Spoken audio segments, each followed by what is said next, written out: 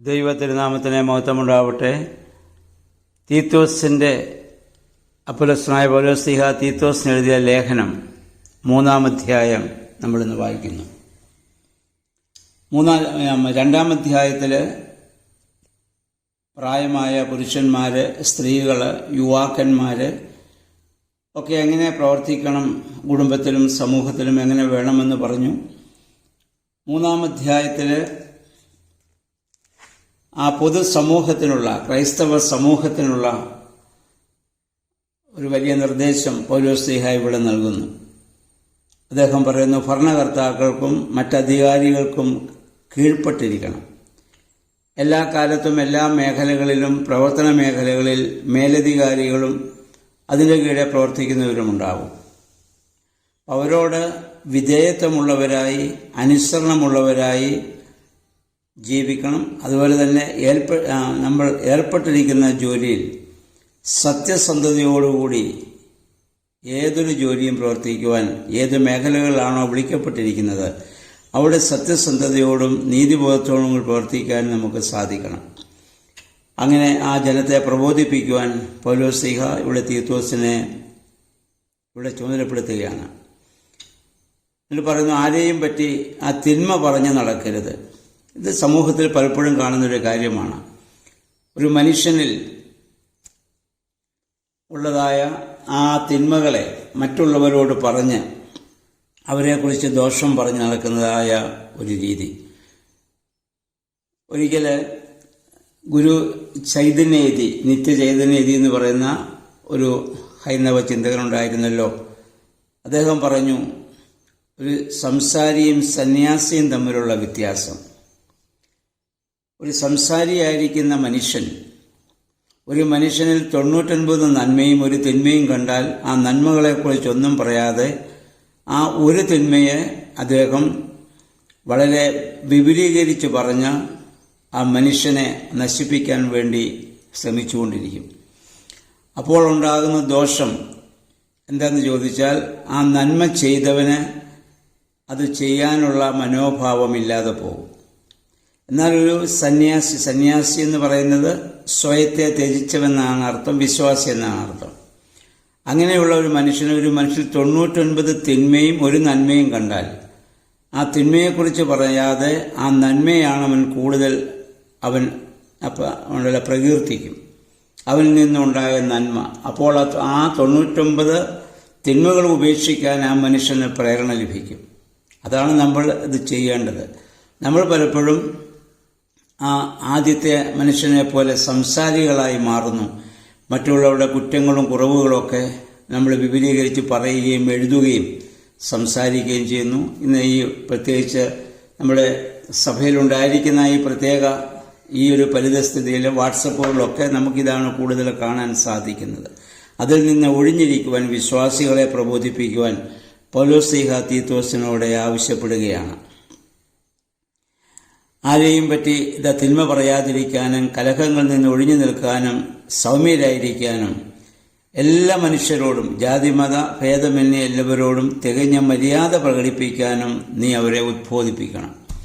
ഇതാണ് സഭയുടെ ദൗത്യം. ഇത് സഭ ഏറ്റെടുക്കേണ്ടതാണ്. ഇതാണ് വാസ്തവത്തിൽ സഭ വിശ്വാസികളെ പരിശീലിപ്പിക്കേണ്ടത്. അതിന് പകരം സഭാ നേതൃത്വത്തിലുള്ളവർ തന്നെ ഇങ്ങനെയുള്ള കാര്യങ്ങളൊക്കെ ഇപ്പം ഏറ്റവും കൂടുതൽ തീക്ഷ്ണതയോടുകൂടി ദോഷകരമായ ഒരു പ്രവണതയിലേക്ക് പോകുന്ന ഒരു കാലഘട്ടത്തിലാണ് നമ്മളിപ്പോൾ ജീവിക്കുന്നത്. എന്നിട്ട് പൗലോസ് പറയുന്നു, നാം തന്നെയും ഒരു കാലത്ത്, എന്ന് പറഞ്ഞാൽ സ്ഥാനപ്പെടുന്നതിന് മുൻപ്, സഭയിൽ അംഗങ്ങളാകുന്നതിന് മുൻപ് ഈ രീതിയിലൊക്കെ നമ്മൾ ജീവിച്ചവരാണ്. എന്നാൽ സ്ഥാനമേറ്റ് സഭയോട് നമ്മൾ ചേർക്കപ്പെട്ട് കഴിഞ്ഞപ്പോൾ ഇനി ആ സ്വഭാവം നമ്മിലുണ്ടാവാൻ പാടില്ല. അപ്പം അതേപോലെ ഇതിനു മുൻപ് നമ്മൾ എങ്ങനെയായിരുന്നു? അനുസരണമില്ലാത്തവരായിരുന്നു, മൂഢന്മാരായിരുന്നു, അല്ലെങ്കിൽ മോഹങ്ങൾക്കും സുഖപരമായ ഇച്ഛകൾക്കൊക്കെ അടിമപ്പെട്ടവരായിരുന്നു, ദ്രോഹബുദ്ധിയുള്ളവരായിരുന്നു, അസൂയുള്ളവരായിരുന്നു.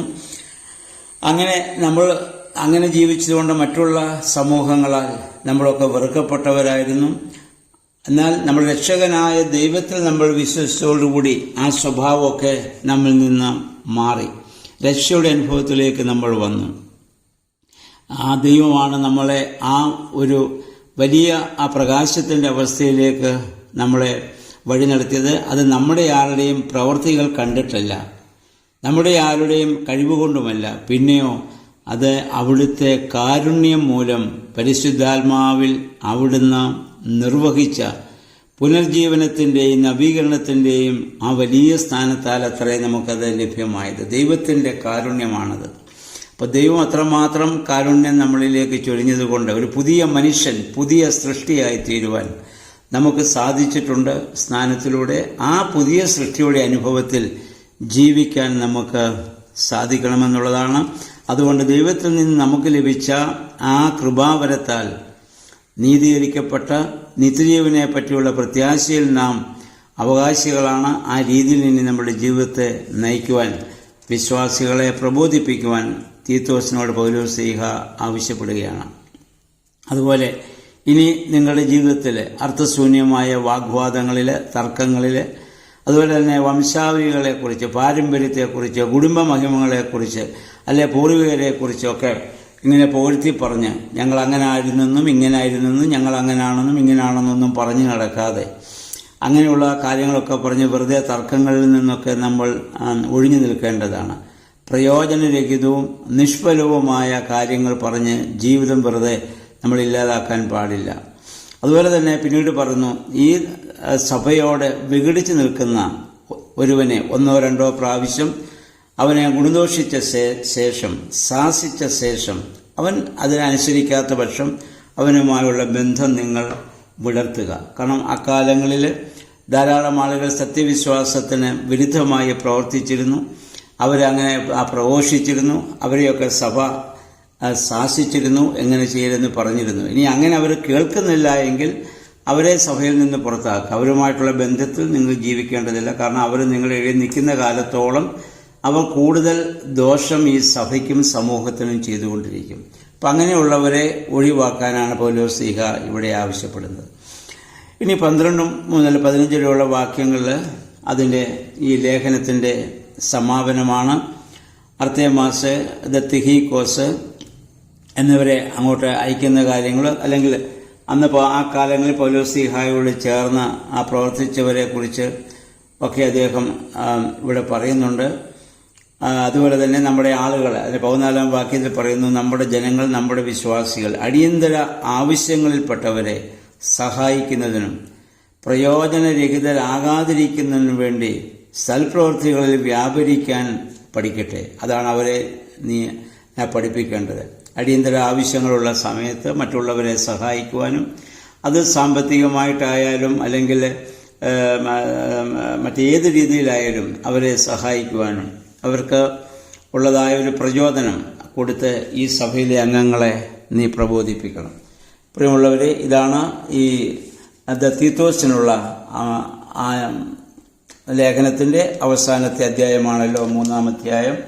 1-ാം അധ്യായം മുതൽ അദ്ദേഹം തീത്തോസിനോട് ആവശ്യപ്പെടുന്നത് ഒരു അധ്യക്ഷ സ്ഥാനത്ത് വരുന്നയാളെ കുറിച്ചാണ് ഇത് പറയുക. അപ്പോൾ നമ്മളെല്ലാവരും ഒരു വിധത്തിൽ അല്ലെങ്കിൽ മറ്റൊരു വിധത്തിൽ സഭയിലെ പ്രവർത്തകരാണ്. നമുക്കൊക്കെ മേലധികാരമുണ്ട്. നമ്മുടെ ഭവനങ്ങളുടെ മേലുണ്ട്, അല്ലെങ്കിൽ നമ്മൾ ഓരോരുത്തരും വിളിക്കപ്പെട്ടതായ മേഖലകളിലുണ്ട്, ജോലി സ്ഥലങ്ങളിലുണ്ട്. അവിടെയൊക്കെ ഈ പറഞ്ഞ കാര്യങ്ങളൊക്കെ നമ്മുടെ മനസ്സിൽ വെച്ചുകൊണ്ട് ആത്മാർത്ഥതയോടും ദൈവാനുഭവത്തോടും കൂടി പ്രവർത്തിക്കാൻ നമുക്ക് ശ്രമിക്കാം. അത് ദൈവത്തിൻ്റെ പരിശുദ്ധാത്മാവ് അതിന് നമ്മെ ശക്തീകരിക്കട്ടെ. നമ്മൾ പ്രാർത്ഥനയിലൂടെ, ആരാധനയിലൂടെ, വേദപുസ്തക വായനയുടെ ധ്യാനത്തിലൂടെ ഒക്കെ നമുക്കുണ്ടാകേണ്ട പരിവർത്തനം ഇതാണ്. അല്ലാതെ 1000 പ്രാവശ്യം വേദപുസ്തകം വായിച്ചു തീർത്തതുകൊണ്ടും യാതൊരു പ്രയോജനവുമില്ല. വായിക്കുന്ന കാര്യങ്ങൾ അത് ഒന്നെങ്കിലും നമ്മുടെ ജീവിതത്തിൽ പ്രാവർത്തികമാക്കുവാൻ നമുക്ക് ശ്രമിക്കാം. ദൈവത്തിൻ്റെ പരിശുദ്ധാത്മാവെ അതിനെ ഞങ്ങളെ ശക്തീകരിക്കണമെന്ന് ഓരോ ദിവസവും നമുക്ക് പ്രാർത്ഥിക്കാം.